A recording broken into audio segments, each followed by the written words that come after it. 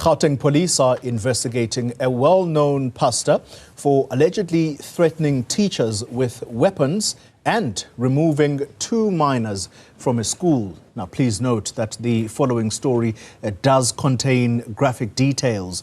In a video that was shared by eyewitnesses, a gunman and a machete-wielding pastor are seen entering the premises. Now, one of the men claimed that he was being denied access to his children. The pastor is then seen dragging the seemingly terrified pupils out of the school and into a vehicle. Further commotion ensued outside the school as community members tried to intervene. Nobile, good evening to you and thank you. You are following this story. Tell us more about what has actually happened here, and are we able to identify this pastor? Well, at this point, Oli, obviously, because the police are still investigating, we can't exactly identify. But for those that know him, he is, in fact, identifiable if you look at the video. But in this case, what we see is a traumatic moment for the children, those little ones. We understand that one is about 8 years old, and they are pulled out of the school. It's 8 and 10 years old. They're pulled out of the school. Now, the backstory here, Oli, is that we understand that the pastor comes in fighting for his nephew, who seemingly is the father of these 2 children. Right. And he comes to take these children at a school in Katlehong without the right given to him by the grandmother, who is now a parent to these children. We understand that the kids have just recently lost their mother. And there seems to be a fight or not seeing eye to eye between the father as well as the granny. Now the granny, we're told that she is an employee at this primary school, and she had the children at a staff room whilst they continued with whatever they were doing. They were teachers. Because they work there, she needed to finish her work whilst the children were leaving school, because it was time for children to go home. So when the security guards opened the gates for children to leave, that's when they were able to gain entrance to the school. And in that point, that's when we see the machetes, that's where we see the guns. And it seems there was a squabble before that, because the children even tried to stop them. I'm told that some of them have even been injured because of what happened. Yeah. So that in itself is also problematic, because even the bystanders were also involved in this commotion.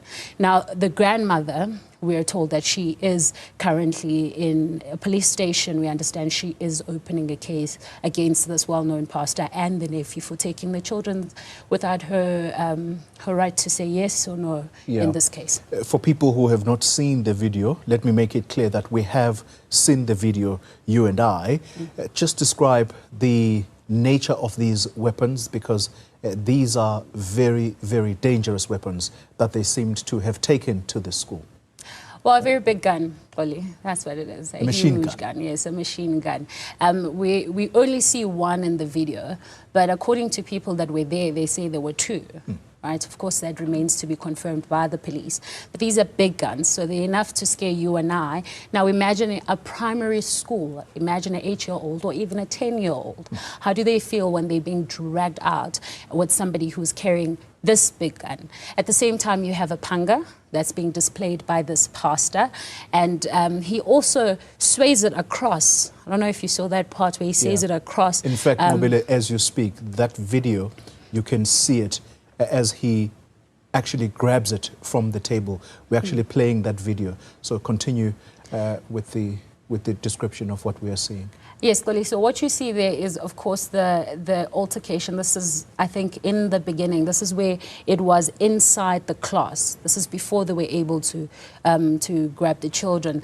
Obviously, the granny. Imagine you have lost a daughter, you have your grandchildren, and there's somebody that actually comes in to grab your children without you saying yes. They're taking them forcefully. They're taking them outside of the school. They're taking them at your work. So besides just the part where they are emotionally scarred, the kind of energy that is put there in a school in front of all these kids, what does that mean in terms of the trauma?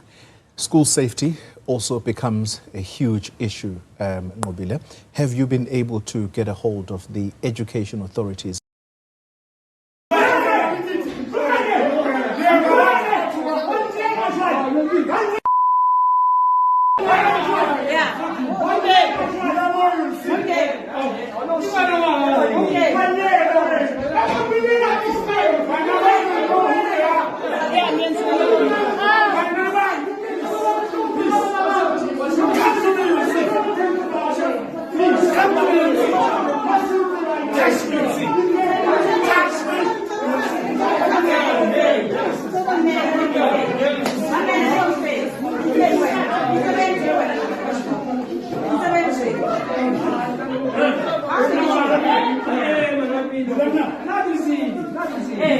Hauna mnyakopo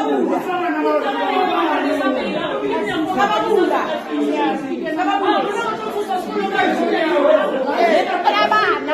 Labana.